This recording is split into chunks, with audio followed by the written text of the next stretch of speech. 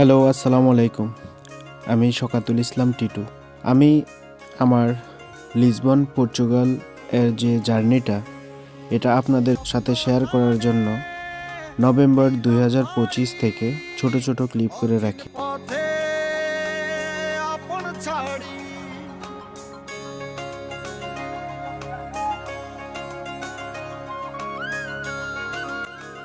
Finally submission করার 3 মাস পর আমি আমার হাতে ভিসা পেয়েছি। তার ঠিক 3 থেকে 4 দিনের মধ্যেই আমাদের টিকিট হয়ে গেছে, যার জন্য বন্ধুদের বলেও আসতে পারিনি।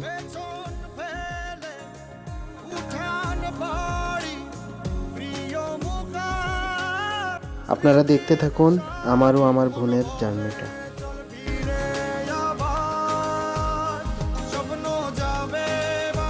এই জার্নিটা খুবই কষ্টদায়ক ছিল।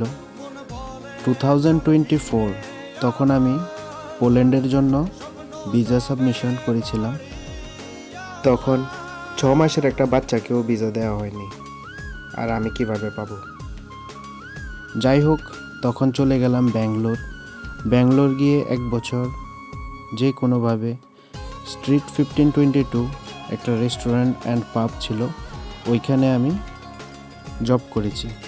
তারপর বাড়িতে আসলাম। বাড়িতে এসে আগরতলায় থাকলাম কিছু মাস। তারপর যেভাবেই হোক ভিসার জন্য আবার আবেদন করতে দিল্লিতে গেলাম। 2018 থেকেই আমি বাড়ির বাইরে ছিলাম, পাঞ্জাবে পড়াশোনা করেছি। তো আমার জন্য প্রত্যেকটা জার্নি অনেক আনন্দের, কিন্তু আমার বোনের জন্য তো প্রথমবার, যার জন্য একটু চিন্তাও হচ্ছিল। যাই হোক, সিকিউরিটি চেক ইন করে ফ্লাইটে বসলাম। তারপর এখন আগরতলা থেকে আমরা প্রথমে যাব কলকাতা। তারপর কলকাতা 4 ঘন্টা 40 মিনিটের লেওভার ছিল। এর মধ্যে ইমিগ্রেশন থেকে শুরু করে সব কিছু আমরা করে নিলাম।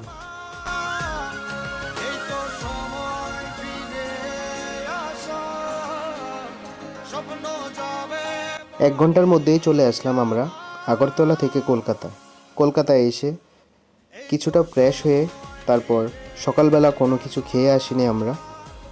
তারপর ভাবছিলাম কি খাওয়া যায়। তো আমার বোন বলল আগে ইমিগ্রেশন কমপ্লিট করে যত কিছু কাজ আছে সব কিছু শেষ করে তারপর না হয় খাওয়া যাবে। তা আমিও আমার বোনের কথায় সম্মতি দিলাম। তারপর আমরা ইমিগ্রেশন কমপ্লিট করে চিকেন থালি নিয়েছিলাম, যার কস্ট ছিল 890 রুপিস। সবাই দেখতে থাকুন আমাদের সাথে, আগরতলা থেকে পর্তুগালের যে জার্নিটা উপভোগ করুন।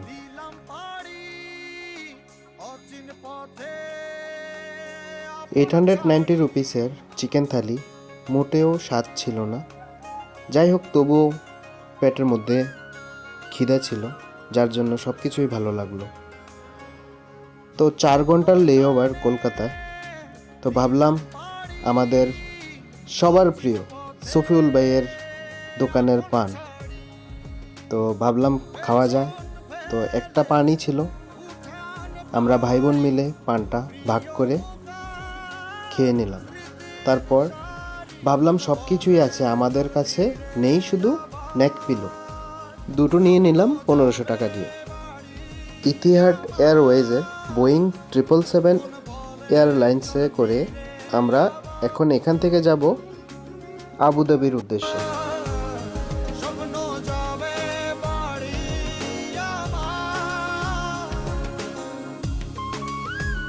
ফ্লাইটটা ছিল কলকাতা থেকে 5.5 ঘন্টার। তো তারই মাঝে চলে আসলো রাতের খাবার, প্লেন রাইস, ফিশ কারি আর কোল্ড ড্রিঙ্কস। তো আমি খেয়ে নিলাম কপিল শর্মা শো দেখতে। তো ফাইনালি চলেই আসলাম আবুধাবি।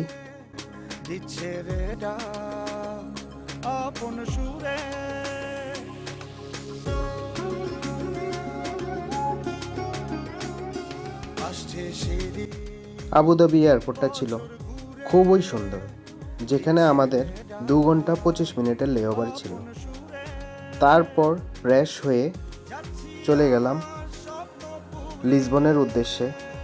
সবথেকে বড় জার্নি আমার জীবনের, আমার বোনের জীবনের 9 ঘন্টা 35 মিনিটের জার্নি। 6 ঘন্টা জার্নি করার পর আমাদের দিয়েছিল ব্রেকফাস্ট, যার মধ্যে ছিল চিজ অমলেট, কিছু স্যালাড আর আমাদের সবার প্রিয় চা। ফাইনালি লিসবন আমরা চলে আসলাম। অনেক অনেক টাফ ছিল, এত বড় জার্নি কখনো করিনি। লিসবনে এসে প্রথমে দেখলাম ঘড়ির কাঁটা, এখানে বাজে 9টা 20 আর আমাদের ইন্ডিয়াতে তখন বিকেল 3টা বাজে। বাইরে দেখা যায় প্রচণ্ড রোদ, কিন্তু এই রোদ শরীরের মধ্যে ওই পরিমাণ লাগে না, কারণ লিসবন অবস্থিত আটলান্টিক মহাসাগরের সাথে। ইমিগ্রেশনে আমাদের 3 ঘন্টার মতো সময় লেগে গেছিল, অনেক লম্বা লাইন ছিল। ইমিগ্রেশন শেষ করে ফাইনালি আমরা বের হয়েই গেলাম, যেখানে আসার জন্য 3.5 বছর আমি অপেক্ষা করেছিলাম।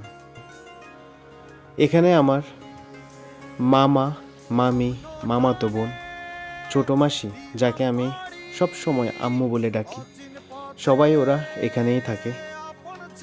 আমাদের জন্য দোয়া করবেন, আমরাও আপনাদের জন্য দোয়া করি সব সময়। আপনারা যে যেখানেই থাকবেন বা থাকেন, যেন ভালো থাকেন, এটাই আমাদের চাওয়া। আপনাদের যদি ভালো লেগে থাকে ভিডিওটা শেয়ার করে দিবেন। অনেক দিন হলো আমি সোশ্যাল মিডিয়াতে ভিডিও আপলোড করি না, ভাবলাম এখন থেকে যখনই সময় পাই আমার সাথে সাথে আপনাদেরও লিসবনটা ঘুরে দেখাবো। ভালো থাকবেন, সুস্থ থাকবেন। আসসালামু আলাইকুম।